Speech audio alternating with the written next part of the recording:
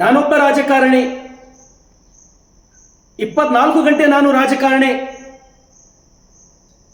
ಈ ರಾಜಕಾರಣಕ್ಕಿಂತ ಬಸವ ಕಲ್ಯಾಣದ ಅಭಿವೃದ್ಧಿಗಿಂತಲೂ ಕೂಡ ಅದಕ್ಕಿಂತ ನಾನು ಎತ್ತರದಲ್ಲಿ ನೋಡ್ತಕ್ಕಂಥದ್ದು, ಅದಕ್ಕಿಂತ ನನಗೆ ಅತ್ಯಂತ ಪ್ರಮುಖವಾದಂಥದ್ದು ಗೋ ಹತ್ಯೆ ನಿಲ್ಲಿಸ್ತಕ್ಕಂಥದ್ದು. ಸ್ನೇಹಿತರೆ, ಆ ಕಾರಣಕ್ಕಾಗಿ ನಾನು ಗೋ ಹತ್ಯೆ ಜಗತ್ತಿಗೆ ಮೊದಲ ಪಾರ್ಲಿಮೆಂಟ್ ಕೊಟ್ಟಂತ ಈ ನೆಲದಲ್ಲಿ ಸಮಾಜ ನಿರ್ಮಾಣದ ಸಂದೇಶವನ್ನು ಕೊಟ್ಟಂತ ಈ ಪವಿತ್ರ ನಾಡಿನಲ್ಲಿ ಜಗತ್ತಿಗೆ ದಾಸೋಹದ ದಾರಿದೀಪವನ್ನು ತೋರಿಸಿಕೊಟ್ಟಂತ ಈ ಶ್ರೇಷ್ಠ ನೆಲದಲ್ಲಿ ಯಾವುದೇ ಕಾರಣಕ್ಕೂ ಗೋ ಹತ್ಯೆ ಆಗಬಾರದು. ಗೋ ಹತ್ಯೆ ವಿರುದ್ಧ ನನ್ನ ಹೋರಾಟ ಅಂತಕ್ಕಂಥ ನಿಟ್ಟಿನಲ್ಲಿ ಕೆಲ ವಿಚಾರಗಳನ್ನ ನಾನೊಬ್ಬ ಶಾಸಕನ ಅಂದಕ್ಕಿಂತ ದೊಡ್ಡದಾಗಿ ನಾನೊಬ್ಬ ಗೋರಕ್ಷಕ ಅಂತ ಹೇಳಿ ನಾನು ಹೇಳ್ಕೋಬೇಕು ಅಂತ ನನಗೆ ಹೆಮ್ಮೆ ಆಗ್ತದೆ. ಸ್ನೇಹಿತರೆ, ಯಾಕಪ್ಪ ಶಾಸಕನಕ್ಕಿಂತ ಗೋರಕ್ಷಕನ ಸ್ಥಾನ ಯಾಕೆ ದೊಡ್ಡದು? ನಾನು ಸಣ್ಣವಿದ್ದಾಗ ನಮ್ಮ ಮುತ್ಯ ಈಗಿಲ್ಲ. ನಮ್ಮ ಮುತ್ಯ ನನಗೇನು ಮಾಡ್ತಾ ಇದ್ದ? ಗೋವಿನ ಮೂತ್ರ ತಗೊಂಡು ಅವನು ಕುಡಿತಾ ಇದ್ದ. ಅದೇ ಗೋವಿನ ಮೂತ್ರದಿಂದ ನನ್ನ ಮುಖ ತೊಳಿತಾ ಇದ್ದ. ಆ ದಿನಗಳು ನನಗೆ ಇವತ್ತಿಗೂ ಕೂಡ ಸ್ನೇಹಿತರೆ ನೆನಪಿದೆ. ಗೋ ಮಾತೆ ಅದು, ಅದಕ್ಕೆ ಸರಿ ಸಮಾನವಾದಂಥದ್ದು ಇನ್ನೊಂದು ಈ ಜಗತ್ತಿನಲ್ಲಿಲ್ಲ ಅಂತ ಹೇಳಿ ನಾವು ನಂಬಿದವರು, ನಾವು ಹಿಂದೂಗಳು. ಸ್ನೇಹಿತರೆ, ಈ ನೆಲದಲ್ಲಿ ಗೋವುಗಳ ಸಂರಕ್ಷಣೆ ಆಗಬೇಕು, ಗೋವುಗಳ ಸಂರಕ್ಷಣೆ ಆಗಬೇಕು. ಗೋವುಗಳು ಉಳಿಬೇಕಾದ್ರೆ ನಂದಿ ಉಳಿಬೇಕು, ಎತ್ತುಗಳು ಉಳಿತಕ್ಕಂಥ ಕೆಲಸ ಈ ನಾಡಿನಲ್ಲಿ ಆಗಬೇಕು. The age school admissions are open, जहां तालीम से बनेगा आपके बच्चे का रोशन कल. Sky Sunshine School, step towards better future. School style cancelled. यहाँ learning मिलती है creative twist के साथ. Knowledge Park, the creative school. Creativity is our subject. ಸ್ನೇಹಿತರೆ, ಸುಮಾರು ವರ್ಷಗಳಿಂದ ಕೈಲಾದಷ್ಟು ಒಂದು ಸಣ್ಣ ಪ್ರಯತ್ನ, ಒಂದು ಅಳಿಲು ಸೇವೆ ಗೋಗಳನ್ನ ಉಳಿಸಲಿಕ್ಕಾಗಿ ನಾನು ಮಾಡ್ತಾ ಇದ್ದೇನೆ. ಬದುಕಿರುವವರೆಗೂ ಕೂಡ ಆ ಗೋವುಗಳು ಉಳಿಸಲಿಕ್ಕಾಗಿ, ಆ ಸಂತತಿ ಬೆಳೆಸಲಿಕ್ಕಾಗಿ, ಮೈಯಲ್ಲಿ ಉಸಿರಿರುವವರೆಗೆ ನಾನು ಪ್ರಾಮಾಣಿಕವಾಗಿ ಆ ಕೆಲಸ ಮಾಡ್ತೇನೆ. ವಿಶೇಷವಾಗಿ ನಾನು ಗೋರಕ್ಷಣೆ ಕೆಲಸ ಮಾಡ್ತಕ್ಕಂಥ ಸಮಯದೊಳಗ ಒಬ್ಬ ಸ್ನೇಹಿತ ಎಲ್ಲಿಂದೋ ಕಮಿಟ್ ಮಾಡಿದ್ದ. ಬಹುತೇಕ ಮುಸ್ಲಿಂ ಇರಬಹುದು. ಶರಣು ಸಲಗರ್, ನೀನು ಮೊದಲ ಗೋವುಗಳು ಎತ್ತುಗಳು ಖಟ್ಕರಿಗೆ ಮಾರೋದು ನಿಲ್ಲಿಸ್ಬೇಕಂತ ಹೇಳಿ ನಿಮ್ ಹಿಂದೂ ಒಳಗೆ ಹೇಳಪ್ಪ ಅಂತ ಹೇಳಿ ಒಂದು ಕಮೆಂಟ್ ನೋಡಿ ನಿಜವಾಗಿ ನನಗೆ ನೋವಾಯ್ತು. ಒಂದ್ ಕಡೆ ಆ ಮಾತು ಸತ್ಯ. ಅದು ಸಮಸ್ತ ಹಿಂದೂ ಸಮಾಜದ ನನ್ನ ಸ್ನೇಹಿತರಿಗೆ, ರೈತರಿಗೆ ಕೈ ಮುಗಿದು, ಈ ಬಸವ ಕಲ್ಯಾಣದ ನೆಲದಿಂದ ನಿಮಗೆ ಕೈ ಮುಗಿದು ನಾನು ವಿನಂತಿಯನ್ನ ಮಾಡ್ತೇನೆ. ಯಾವ ಆಕಳು ನಿಮಗಾಗಿ, ನಿಮ್ಮ ಮಕ್ಕಳಿಗಾಗಿ, ನಿಮ್ಮ ಪೀಳಿಗೆಗಾಗಿ 15 ವರ್ಷ ಸತತ ಹಾಲು ಕೊಟ್ಟು ನಿಮಗೆ ದೊಡ್ಡವರಾಗಿ ಮಾಡ್ತದೋ, ಯಾವ ಎತ್ತು ನಿಮ್ಮ ಮನೆಯೊಳಗೆ 15-20 ವರ್ಷ ದುಡಿದು ನಿಮ್ಮ ಕುಟುಂಬಕ್ಕೆ ಆಸರೆಯಾಗಿ ಬೆನ್ನೆಲುಬಾಗಿ ನಿಂತು ನಿಮ್ಮ ಬದುಕಿಗೆ ಆಸರೆಯಾದಂತ ಎತ್ತಿಗೆ ವಯಸ್ಸಾದ ಬಳಿಕ ನೀವೇನ್ ಮಾಡ್ತೀರಿ? ಖಟ್ಗರಿಗೆ ಒಯ್ದು ಮಾಡ್ತೀರಲ್ಲ, ಧಿಕ್ಕಾರವಾಗ್ಲಿ ಅಂತ ಹೇಳಿ ಅಂತವ್ರಿಗೆ ನಾನು, ಒಂದು ವೇಳೆ ಈ ತಪ್ಪು ನನ್ನ ತಂದೆನೂ ಕೂಡ ಮಾಡಿದ್ರ ಅಂತರ್ ವಂಶ ನಿರ್ವಂಶವಾಗಲಿ ಅಂತ ಹೇಳಿ ನನಗೆ ಹೇಳ್ಬೇಕು ಅನಿಸ್ತದ. ಅದನ್ನು ಕೂಡ ಒಬ್ಬ ಶಾಸಕನಾಗಿ ಇಂಥ ಕೆಟ್ಟ ಪದಗಳು ನನ್ನಿಂದ ಬರಬಾರ್ದು. ಸ್ನೇಹಿತರೆ, ಕೈ ಮುಗಿತೇನೆ, ನಿಲ್ಲಿಸಬೇಕು ಆ ಕೆಲಸ. ನೀವು ಇವತ್ತು ನಾವು ಸಣ್ಣಾಗಿದ್ದಾಗ ಏನ್ ನೋಡ್ತಿದ್ದೇವೆ? ನಾವು ಸಾವಯವ ಕೃಷಿ, ರಸಗೊಬ್ಬರನ್ನ ನಾವು ಇಷ್ಟು ಡಿಪೆಂಡ್ ಆಗಿರ್ಲಿಲ್ಲ. ತಿಪ್ಪಿ ಗೊಬ್ಬರ ಊರಾಗ ಪ್ರಾರಂಭ ಆಗ್ತಿತ್ತು. ಒಂದು ಹಳ್ಳಿಯೊಳಗ ಸಾಲಾಗಿ ತಿಪ್ಪಿ ಗೊಬ್ಬರ ಹೋಗ್ತಿತ್ತು. ಇವತ್ತು ಗೋ ಹತ್ಯೆ ಅತಿಯಾದ ಪ್ರಕರಣ, ಅತಿಯಾದ ಪ್ರಯುಕ್ತ ಸಾವಯವ ಕೃಷಿ ಅಂತಕ್ಕಂಥದ್ದು ನಿಂತು ಹೋಗಿದೆ. ಸ್ನೇಹಿತರೆ, आपके बच्चे के सही फ्यूचर के लिए Noble public school smart learning का नया अंदाज। Admissions are open. RG Public School English Medium. Admissions open. Nursery to 8th standard. Bus facility available. Your child deserve the best education. ನನಗೊಂದೊಂದ್ಸಲ ಆಶ್ಚರ್ಯ ಅನಿಸ್ತದೆ, ಏನಪ್ಪ ಇದು? ವಿಶೇಷವಾಗಿ ಮುಸ್ಲಿಮರು, ಅಲ್ಪಸಂಖ್ಯಾತರು ಯಾಕಪ್ಪ ಈ ರೀತಿ ನೀವು ಗೋಹತ್ಯೆಯನ್ನು ಮಾಡಿ ಬದುಕಬೇಕು? ಇನ್ನೇನು ಬಕ್ರೀದ್ ಬಂತಂದ್ರೆ ಸಾಕು ಸಾವಿರಾರು ಗೋಹತ್ಯೆಗಳು ಮಾಡಬೇಕು. ಸಮಸ್ತ ಎಲ್ಲ ಮುಸಲ್ಮಾನರಿಗೆ ನಾನು ಸವಾಲ್ ಹಾಕ್ತೇನೆ, ನಿಮಗ ನೀವೇನು ಕುರಾನ್ ಪವಿತ್ರ ಅಂತ ಹೇಳಿ ನಂಬ್ತಿರಲ್ಲ, ಕುರಾನ್ ಒಳಗ ಎಲ್ಲರೇ ಇನ್ನೊಬ್ಬರ ಧರ್ಮಕ್ಕ ನೋವು ಕೊಟ್ಟು ಬದುಕು, ನೋವು ಕೊಟ್ಟು ತಿನ್ನು ಅಂತ ಹೇಳಿ ಎಲ್ಲರೇ ಕುರಾನ್ದೊಳಗೆ ಹೇಳಿತ್ತು, ಅದನ್ನ ನನಗೆ ತೋರಿಸ್ರಿ. ಇಸ್ಲಾಂ ಧರ್ಮದ ಎಲ್ಲ ಮೌಲ್ಯಗಳಿಗೆ ನಾನು ಸವಾಲ್ ಹಾಕ್ತೇನೆ, ಏನ್ ಮಾಡ್ಲತ್ತೀರಿ ನೀವೆಲ್ಲ? ಇಸ್ಲಾಂ ಧರ್ಮದ ಎಲ್ಲ ಉಲೇಮಾಗಳಿಗೆ, ಧರ್ಮ ಪ್ರಚಾರಕರಿಗೆ ಈ ನಾಳೆ ಬರ್ತಕ್ಕಂಥ ಬಕ್ರೀದಿಗೆ ನೀವು ಏನು ಸಂದೇಶ ಕೊಡ್ತೀರಿ? ನೀವು ಯಾವ ರೀತಿ ಸಮಾಜದಲ್ಲಿ ಜನರು ಬದುಕಬೇಕು ಅಂತ ಹೇಳಿ ಯಾವ ರೀತಿ ನೀವು ಸಂದೇಶ ಕೊಡ್ತೀರಿ? ಹೇಳ್ರಿ, ಈ ಸಮಾಜಕ್ಕೆ ಹೇಳ್ರಿ. ಮೊಹಮ್ಮದ್ ಪೈಗಂಬರ್ ಅವರು ಏನು ಸಂದೇಶವನ್ನ ಕೊಟ್ಟರು? ಬಕ್ರೀದ್ನಲ್ಲಿ ಸಾವಿರಾರು ಆಕಳುಗಳಿಗೆ, ಲಕ್ಷಾಂತರ ಎತ್ತುಗಳಿಗೆ ಮೊಹಮ್ಮದ್ ಪೈಗಂಬರು ಬಲಿ ಕೊಡ್ಬೇಕಂತ ಹೇಳಿ ಎಲ್ಲರೇ ಹೇಳಿದಿತ್ತಂದ್ರೆ ನನಗೂ ತಂದು ತೋರಿಸ್ರಿ. ಯಾಕೆ ಈ ಜಿದ್ದು ನಿಮ್ಮದು? ಈ ನೆಲದ ಶಾಸಕನಾಗಿ, ಬಸವ ಕಲ್ಯಾಣ ಮಹಾಜನತೆ ಸೇವಕನಾಗಿ ಗೋವುಗಳ ರಕ್ಷಣೆಯನ್ನ ಮಾಡ್ತೇನೆ. ಗೋವುಗಳು ಉಳಿಬೇಕು. ಸ್ನೇಹಿತರೆ, ಗೋಹತ್ಯೆ ಮನುಕುಲಕ್ಕೆ ತಟ್ಟಿದ ಒಂದು ಶಾಪ, ಅದು ಗೋಹತ್ಯೆ. ಗೋಹತ್ಯೆಯನ್ನು ತಡಿಲೇಬೇಕು, ನಾವು ಬಂದ್ ಮಾಡಲೇಬೇಕು. ನನಗೆ ವಿಶ್ವಾಸ ಇದೆ, ಈ ರಾಷ್ಟ್ರದೊಳಗ ಆರ್ಟಿಕಲ್ 370 ಅಂತ ವಿಶೇಷ ಸ್ಥಾನಮಾನವನ್ನ ರದ್ದಾಗದಾಗ ಗೋಹತ್ಯೆ ನಿಲ್ತಕ್ಕಂಥದ್ದು ಇದೇನು ದೊಡ್ಡ ಕೆಲಸ ಇಲ್ಲ. ಇವತ್ತು ಅಥವಾ ನಾಳೆಗೆ ಈ ನೆಲದೊಳಗ ಗೋಹತ್ಯೆ ನಿಲ್ಲಿಸ್ತಕ್ಕಂಥ ಕೆಲಸ ಈ ನಾಡಿನ ಸಮಸ್ತ ಎಲ್ಲ ಗೋರಕ್ಷಕರು ನಾವು ಮಾಡೇ ಮಾಡ್ತೇವೆ. ಇದರೊಳಗೆ ನಮಗೆ ಗೆಲುವಾಗ್ತದೆ. ಸ್ನೇಹಿತರೆ, ಈ ದೇಶದೊಳಗ ತಮಗೆ ಗೊತ್ತಿರಲಿ, ನಹುಷ ಮಹಾರಾಜರ ಒಂದು ಪ್ರಕರಣ, ಗಂಗಾ ಮತ್ತು ಯಮುನೆ ಸಂಗಮ ಆಗ್ತಕ್ಕಂಥ ಸ್ಥಳದಲ್ಲಿ ಚಮನ ಮಹರ್ಷಿಗಳು ಅತ್ಯಂತ ಸಂತೋಷದಿಂದ ತಪಸ್ಸು ಮಾಡತಕ್ಕಂಥ ಸಮಯದಲ್ಲಿ ಗಂಗೆ ಮತ್ತು ಯಮುನೆ ಸಂಗಮವಾಗ್ತಕ್ಕಂಥ ಸ್ಥಳದಲ್ಲಿ ಚಮನ ಮಹರ್ಷಿಗಳು ಹೋಗಿ ತಪಸ್ಸು ಮಾಡ್ತಕ್ಕಂಥ ಸಮಯದಲ್ಲಿ ಬೇಸ್ತಾ ಬಂದು, ಒಬ್ಬ ಮೀನುಗಾರ ಬಂದು ಬಲೆ ಹಾಕಿದಾಗ ಆ ಬಲೆಗೆ ಚವನ ಮಹರ್ಷಿಗಳು ಬೀಳ್ತಾರೆ. ಬೇಸ್ತಾ ಗಾಬರಿ ಆಗ್ತಾನೆ. ಅಂತ ಸಮಯದಲ್ಲಿ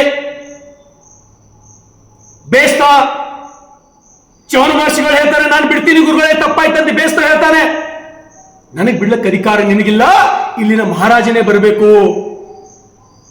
ನನಗೊಂದ್ ಹೇಳಿ ಬಲೆ ಬಿಡಿಸ್ಬೇಕಂದ್ರೆ ನೀನು ಬಿಡಬಾರ್ದು, ಮಹಾರಾಜನೇ ಬರಬೇಕು ಅಂದಾಗ ಬೇಸ್ತಾ ಗಾಬರಿಯಾಗಿ ನಹುಷ ಮಹಾರಾಜರಿಗೆ ಕರೆಯನ್ನು ಕೊಡ್ತಾನೆ. ಚವನ ಮಹರ್ಷಿಗಳು ಬಲಿಯಲ್ಲಿ ಬಿದ್ದಂತ ಆ ಸುದ್ದಿಯನ್ನು ಕೇಳಿ ನಹುಷ ಮಹಾರಾಜರು ಆ ಸ್ಥಳಕ್ಕೆ ಬರ್ತಾರೆ. ಗಾಬರಿ ಆಗ್ತಾರೆ. ತಪ್ಪಾಯ್ತು ಗುರುಗಳೇ. ಚವನ ಮಹರ್ಷಿಗಳೇ, ತಪ್ಪಾಯ್ತು, ನಾನು 100 ಬಂಗಾರದ ನಾಣ್ಯಗಳನ್ನ ಕೊಡ್ತೇನೆ, ಬೇಸ್ತನಿಗೆ ಹೇಳ್ತಾರೆ ಬಿಟ್ಟು ಬಿಡು ಚವನ ಮಹರ್ಷಿಗಳಿಗೆ ಅಂತ ಹೇಳಿ. ಅವಾಗ ಚವನ ಮಹರ್ಷಿಗಳು ಒಪ್ಪೋದಿಲ್ಲ. 1000 ನಾಣ್ಯಗಳನ್ನು ಕೊಡ್ತೇನೆ, ಬೇಸ್ತನಿಗೆ ಬಿಟ್ಟು ಬಿಡು, ಬೇಡ, ಒಪ್ಪಲ್ಲ. ನಹುಷ ಮಹಾರಾಜರು, ಚವನ ಮಹರ್ಷಿಗಳು ಕೊನೆಯದಾಗಿ ಚವನ ಮಹರ್ಷಿಗಳು ನಹುಷ ಮಹಾರಾಜರಿಗೆ ಹೇಳ್ತಾರೆ, 1000 ಲಕ್ಷ ಬಂಗಾರದ ನಾಣ್ಯಗಳು ಕೊಡ್ತಕ್ಕಂಥ ಅವಶ್ಯಕತೆ ಇಲ್ಲ, ಅವನಿಗೊಂದು ಗೋ ಕೊಡು, ಒಂದು ಆಕಳು ಕೊಡು, ಕೊಟ್ಟು ಬಿಡಿಸು ಅಂತ ಹೇಳಿದ್ದು ಇವತ್ತಿಗೂ ಕೂಡ ಈ ನೆಲದ ಇತಿಹಾಸದಲ್ಲಿ ಜೀವಂತವಾಗಿರ್ತಕ್ಕಂಥ ವಿಷಯ. ಸ್ನೇಹಿತರೆ, ಒಂದು ಗೋವಿಗಾಗಿ ಚವನ ಮಹರ್ಷಿ ಅಂತವರು, ನಹುಷ ಮಹಾರಾಜರಂತವರು ಯಾವ ಪ್ರಾಮುಖ್ಯತೆಯನ್ನ ಕೊಟ್ಟಿದ್ರು ಅಂತಕ್ಕಂಥದ್ದು ನಾವು ಯಾರೂ ಮರೆಯುವಂತಿಲ್ಲ. ಸ್ನೇಹಿತರೆ, ಈ ದೇಶದಲ್ಲಿ 1857 ಇಸ್ವಿ ಸಮಯದಲ್ಲಿ ಸ್ವಾತಂತ್ರ್ಯ ಸಂಗ್ರಾಮ ನಡೀತು. 1857 ಇಸ್ವಿಯಲ್ಲಿ ಸ್ವಾತಂತ್ರ್ಯ ಸಂಗ್ರಾಮ ನಡೀತು. ರಾಜರುಗಳು ತಮ್ಮ ರಾಜ್ಯವನ್ನು ಉಳಿಸಲಿಕ್ಕಾಗಿ ಹೋರಾಟಗಳು ಮಾಡಿದ್ರು. ಸೈನಿಕರು ತಮ್ಮ ಪಿಂಚಣಿಗಾಗಿ ಹೋರಾಟವನ್ನ ಮಾಡಿದ್ರು. ರೈತರು ಭೂಮಿಯ ಉಳಿವಿಗಾಗಿ ಹೋರಾಟವನ್ನ ಮಾಡಿದ್ರು. ಅಂತ ಸಮಯದಲ್ಲಿ ಬ್ರಿಟಿಷರು ಈ ದೇಶದಲ್ಲಿ 350ಕ್ಕೂ ಹೆಚ್ಚು ಅಕ್ರಮ ಕಸಾಯಿಖಾನೆಗಳಿಗೆ ಅನುಮತಿ ಕೊಟ್ಟು ಗೋಹತ್ಯೆ ಪ್ರಾರಂಭವಾಯಿತು. ಸ್ನೇಹಿತರೆ, ಆ ಸಮಯದಲ್ಲಿ ಆ ಕಾಲಘಟ್ಟದಲ್ಲಿ ಗೋಹತ್ಯೆ ವಿರುದ್ಧ ಒಂದು ಕ್ರಾಂತಿ ಪ್ರಾರಂಭವಾಯಿತು. ಗೋಹತ್ಯೆಯನ್ನ ಸಂಪೂರ್ಣವಾಗಿ ನಿಲ್ಲಬೇಕು, ಅದರ ವಿರುದ್ಧ ಈ ದೇಶದಲ್ಲಿ ಝಾನ್ಸಿ ರಾಣಿ ಲಕ್ಷ್ಮೀಬಾಯಿ, ಕುವರ್ ಸಿಂಗ್, ಟ್ಯಾಟ್ಯಾ ಟೋಪೆ, ಮಂಗಲ್ ಪಾಂಡೆ ಅವರು ಒಂದು ಕ್ರಾಂತಿಯನ್ನ ಪ್ರಾರಂಭ ಮಾಡಿದ್ರು. चमकोटी सन 57 में ओ तलवार पुरानी थी, बूढ़े भारत में भी फिर से आई नई जवानी थी, राजवंश ने ब्रुकुटी थानी थी, खूब लड़ी वो मर्दानी थी, झांसी रानी लक्ष्मी थी.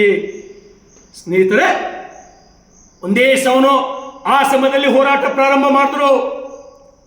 ಬ್ರಿಟಿಷರ ವಿರುದ್ಧ ಪ್ರಾರಂಭ ಮಾಡಿದ್ರು. ನಿಮಗೆ ಗೊತ್ತಿರಲಿ, ಮಹಾತ್ಮ ಗಾಂಧೀಜಿಯವರು ನಮಗೆ ಸ್ವಾತಂತ್ರ್ಯ ಸಿಗ್ಲಿಕ್ಕಿನ ವರ್ಷ 2 ವರ್ಷ ವಿಳಂಬ ಆದ್ರೂ ಪರವಾಗಿಲ್ಲ, ಗೋಹತ್ಯೆ ನಿಲ್ಬೇಕಂತ ಹೇಳಿ ಮಹಾತ್ಮ ಗಾಂಧೀಜಿ ಈ ದೇಶದ ಜನರಿಗೆ ಕರೆಯನ್ನು ಕೊಟ್ಟರು. ಗೋದಾನ ಭೂದಾನ ಚಳವಳಿ ವಿನೋಬಾ ಭಾವೆ ಅವರು ಪ್ರಾರಂಭ ಮಾಡಿದ್ರು. ಇವತ್ತು ದಯಾನಂದ್ ಸರಸ್ವತಿ ಅವರು 3 ಕೋಟಿ ಭಾರತೀಯರ ನಾನು ಸೈನ್ ಮಾಡಿ ಕೊಡ್ತೇನೆ ವಿಕ್ಟೋರಿಯಾ ರಾಣಿಗೆ, ಇಲ್ಲಿ ಗೋಹತ್ಯೆ ಬಂದ್ ಮಾಡಬೇಕು ಅಂತ ಹೇಳಿ ದಯಾನಂದ್ ಸರಸ್ವತಿ ಅವರು ಘೋಷಣೆ ಮಾಡಿದ್ರು. ಸ್ನೇಹಿತರೆ, ಇತಿಹಾಸದ ಅರಿವು ನಮಗಿರಬೇಕು. ಗೋವಿನ ಪ್ರಾಮುಖ್ಯತೆ ಈ ದೇಶದಲ್ಲಿ ಎಷ್ಟಿತ್ತು ಅಂತಕ್ಕಂಥದ್ರ ಅರಿವು ನಮಗಿರೋದು ಅತ್ಯಂತ ಅವಶ್ಯಕತೆವಾಗಿದೆ. ಸ್ನೇಹಿತರೆ, ಎಲ್ಲಿಯವರೆಗೆ ಗೋವಿನ ಆ ನೆತ್ತರು, ಗೋವಿನ ಆ ರಕ್ತ ಎಲ್ಲಿ ತನಕ ಈ ಭೂಮಿ ಮೇಲೆ ಬೀಳಲು, ಎಲ್ಲಿ ತನಕ ನಿಂದಲೋ ಅಲ್ಲಿ ತನಕ ಮನುಷ್ಯ ನೆಮ್ಮದಿಯಿಂದ ಬದುಕಲಿಕ್ಕೆ ಸಾಧ್ಯನೇ ಇಲ್ಲ. ಅದು ಸಾಧ್ಯನೇ ಇಲ್ಲ. ಇವತ್ತಕ್ಕೋ ನಾಳೆ ನಿಲ್ಲೇಬೇಕು. ಇನ್ನೇನು ನಾಳೆ ಬಕ್ರೀದ್ ಬಂತಂದ್ರೆ ಪ್ರಾರಂಭ ಆಯಿತು. ಬಸವ ಕಲ್ಯಾಣದ ನಾಲಿಗಳು ರಕ್ತ ಒಂದೇ ಸಲ ಹರಿಲಿಕ್ಕೆ ಪ್ರಾರಂಭ ಆಗ್ತದ. ಇದು ಕೇಳೋರು ಯಾರು? ಇದು ಯಾರು ನಿಂದಿಸ್ಬೇಕು? ಇದಕ್ಕೆ ಯಾರು ಹೊಣೆ? ಇದಕ್ಕೆ ಯಾರು ಕರ್ತವ್ಯ? ಇದು ನಾನು ಆಕಳ ಹಾಲು ನಾನು ಕುಡ್ದಿಲ್ಲ, ಆ ಎತ್ತು ಆ ನಂದಿ ಅಂತೇಳಿ ನಾವು ಪೂಜೆ ಮಾಡ್ತೀವಿ. ಅದು ಒಂದೇ ಸಲ ಕಷ್ಟಪಟ್ಟು ದುಡಿತು, ಅದು ದುಡಿದಾಗ ನನಗೆ ಅನ್ನ ಸಿಕ್ತು. ಅದು ಕಸಾಯಿ ಖಾನೆಗೆ ಒಬ್ಬ ಖಟಕನ ಮೇಲೆ ಕಳಿಸ್ತಕ್ಕಂಥ ಸಮಯದಲ್ಲಿ ಹಾಗಾದ್ರೆ ನನ್ನ ಕರ್ತವ್ಯ ಏನು? ನಾನು ವಿಚಾರ ಮಾಡಬೇಕಲ್ಲ. ಇದು ನನ್ನ ಕರ್ತವ್ಯ ಅಲ್ಲ. ಸ್ನೇಹಿತರೆ, ಇವತ್ತು ನಿಮಗೆ ಗೊತ್ತಿರಲಿ, ಈ ದೇಶದೊಳಗೆ ಪಂಜಾಬಿನ ರಾಜ ರಣದೀಪ್ ಸಿಂಗ್ ಘೋಷಣೆಯನ್ನು ಮಾಡ್ತೇನೆ, ಘೋಷಣೆಯನ್ನು ಕೊಡ್ತಾನೆ. ಆ ಕಾಲಘಟ್ಟದಲ್ಲಿ ನನ್ನ ಪಂಜಾಬಿನಲ್ಲಿ ಎಲ್ಲಾದರೂ ಗೋಹತ್ಯೆ ಒಂದು ವೇಳೆ ನಡೀತು ಅಂದ್ರೆ ವಿಚಾರ ಮಾಡ್ತಕ್ಕಂಥ ಅವಶ್ಯಕತೆ ಇಲ್ಲ, ಅವನಿಗೆ ಮರಣದಂಡನೆ ಕೊಟ್ಟು ಬಿಡ್ರಿ ಅಂತ ಹೇಳಿ ಆದೇಶ ಕೊಟ್ಟಂತ ರಾಜ ರಣದೀಪ್ ಸಿಂಗ್ನ ಇವತ್ತು ನೆನಪು ಮಾಡ್ಕೊಳ್ಬೇಕು. ಅಷ್ಟು ಗೋವಿಗೆ ಪ್ರಾಮುಖ್ಯತೆ ಕೊಡ್ತಕ್ಕಂಥ ಈ ದೇಶ, ಈ ನೆಲ, ಈ ಕನ್ನಡದ ನೆಲ. ಸ್ನೇಹಿತರೆ, ಮನುಕುಲದ ರಕ್ಷಣೆಗಾಗಿ ಗೋಹತ್ಯೆ ನಿಲ್ಲಬೇಕಾಗಿದೆ. ಈ ನಾಡಿನಲ್ಲಿ ಎಲ್ಲರೂ ಶಾಂತಿ ಸೌಹಾರ್ದತೆಯಿಂದ ಒಂದು ವೇಳೆ ಬಾಳಬೇಕು, ಬದುಕಬೇಕಾದ್ರೆ ಗೋಹತ್ಯೆ ಎಲ್ಲಿ ತನಕ ನಿಲ್ಲಲು ಅಲ್ಲಿ ತನಕ ಅದು ಸಾಧ್ಯ ಇಲ್ಲ. ವಿನಂತಿಯನ್ನು ಮಾಡ್ತೇನೆ ಮುಸ್ಲಿಮಿನ ಸ್ನೇಹಿತರೆ, ನಿಮಗೆ ವಿನಂತಿಯನ್ನು ಮಾಡ್ತೇನೆ, ಆಗ್ರಹವನ್ನು ಮಾಡ್ತೇನೆ.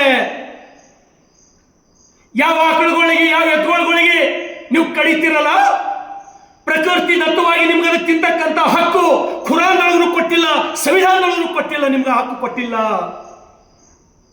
ಪ್ರಕೃತಿ ದತ್ತವಾಗಿ ದನಗಳಿಗೆ ಎತ್ತುಗಳಿಗೆ ತಿಂತಕ್ಕಂಥ ಅಧಿಕಾರ ಅದು ಯಾರಿಗರೇ ಇದ್ದರೆ ಹುಲಿ, ಸಿಂಹ, ಚಿರತೆಗಳಿಗೆ ಮಾತ್ರ.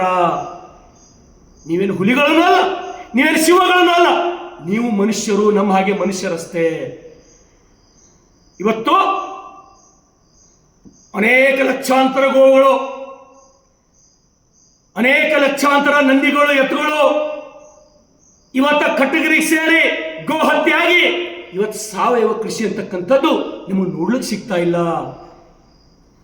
ರಸಗೊಬ್ಬರದ ಕೃಷಿ ಮೇಲೆ ನಾವು ಅತಿಯಾದ ಬಳಕೆ, ರಸಗೊಬ್ಬರ ಅತಿಯಾದ ಬಳಕೆ, ಈ ದೇಶದೊಳಗ ಅದೆಷ್ಟು ಲಕ್ಷ ಲಕ್ಷ ಕೋಟಿ ರಸಗೊಬ್ಬರಕ್ಕೆ ದುಡ್ಡು ಖರ್ಚು ಮಾಡ್ತೇವೆ ಅಂದ್ರೆ ಅದಕ್ಕೆ ಲೆಕ್ಕನೇ ಇಲ್ಲ. ನಾವು ಸಣ್ಣವರಿದ್ದಾಗ ರಸಗೊಬ್ಬರ ಅಂದ್ರೆ ಗೊತ್ತಿದ್ದಿಲ್ಲ. ಸ್ನೇಹಿತರೆ, ನಿಮ್ಗೆ ಗೊತ್ತಿರಲಿ, ಈ ದೇಶದೊಳಗೆ ಒಂದು ಸಮಯ ಇತ್ತು, ಪಂಜಾಬಿನ ಭಟಿಂಡಾದಲ್ಲಿ ಈ ದೇಶದೊಳಗ ಹೈಯೆಸ್ಟ್ ಗೋಧಿ ಬೆಳೀತಕ್ಕಂಥ ಅದು ಜಾಗ ಯಾವ್ದ್ರೆ ಇದ್ರೆ ಅದು ಪಂಜಾಬಿನ ಭಟಿಂಡ.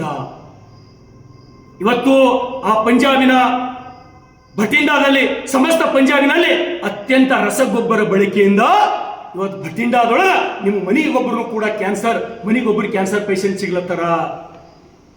ಅಲ್ಲೊಂದು ರೈಲೇ ಪ್ರಾರಂಭ ಮಾಡ್ಯಾರ, Bathinda to Bikaner cancer express. ಎಲ್ಲಿ ತನಕ ಇವತ್ತು ನಾವು ಸುಮ್ ಕೂಡ್ಬೇಕು, ಎಲ್ಲಿ ತನಕ ನಾವು ತಾಳ್ಬೇಕು? ಸ್ನೇಹಿತರೆ, ಇವತ್ತು ಪುಕೋವಾಕ ಅಂತಕ್ಕಂಥ ಒಬ್ಬ ಜ್ಞಾನಿ ಈ ದೇಶದೊಳಗೆ ಅಣುಬಾಂಬ್ ಡೇಂಜರ್ ಅಲ್ಲ, ಅಪಾಯಕಾರಿ ಅಲ್ಲ, ಈ ಜಗತ್ತಿನೊಳಗೆ ಅಣುಬಾಂಬ್ ಅಪಾಯಕಾರಿ ಅಲ್ಲ, ಈ ದೇಶದೊಳಗ ರಸಗೊಬ್ಬರ ಅದಕ್ಕಿಂತ ಅಪಾಯಕಾರಿ ಅಂತ ಹೇಳಿ ಪುಕೋವಾಕ ಅವರ ಅಭಿಪ್ರಾಯ ಇದೆ. ನಾನು ವಿನಂತಿಯನ್ನು ಮಾಡ್ತೇನೆ, ನನ್ನ ಹೋರಾಟ ಇವತ್ತು ಕೂಡ ಪ್ರಾರಂಭ ಮಾಡ್ತೇನೆ. ಅನೇಕ ಕೇಸ್ಗಳು ಕೂಡ ಗೋ ಹತ್ಯೆಯನ್ನ ನಿಷೇಧ ಮಾಡಕ್ಕೆ ಹೋದ್ರೆ ಇವತ್ತು ನಾನು ಮಾಡ್ತಕ್ಕಂಥದ್ದು ತಪ್ಪ. ಹಾಗಾದ್ರೆ ಗೋ ಹತ್ಯೆ ಕಾಯ್ದೆ ಈ ರಾಜ್ಯದಲ್ಲಿ ಜಾರಿ ಆಗಲಿಲ್ವಾ? ಕಳೆದ ನಮ್ಮ ಸರ್ಕಾರದಲ್ಲಿ ಕಾನೂನಿನ ಪಾಲನೆ ಮಾಡ್ತಕ್ಕಂಥದ್ದು, ಗೋ ರಕ್ಷಣೆ ಮಾಡ್ತಕ್ಕಂಥದ್ದು ಅದು ನಮ್ಮ ತಪ್ಪ. ಬಸವ ಕಲ್ಯಾಣದ ಸಮಸ್ತ ಅಲ್ಪಸಂಖ್ಯಾತ ಬಂಧುಗಳಿಗೆ ನಿಮ್ಮ ವಿನಂತಿಯನ್ನು ಮಾಡ್ತೇನೆ, ಈ ಕೆಲಸ ನಿಂದಿರ್ಸ್ರಿ.